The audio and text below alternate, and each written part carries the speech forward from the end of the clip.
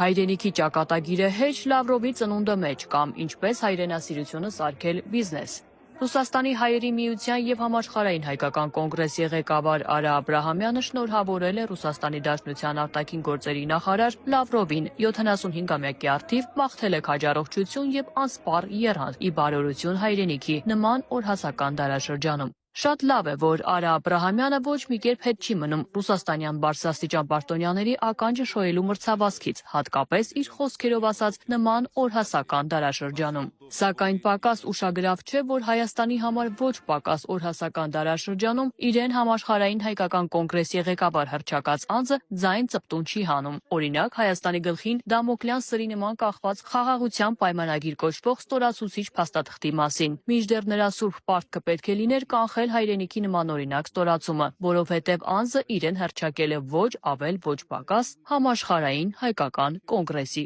ղեկավար։ Հակառակ պարագայում ստացվում է, որ դա նրա հերթական բիզնեսն է, որտեղ կոնին հայրենիքն է դրված։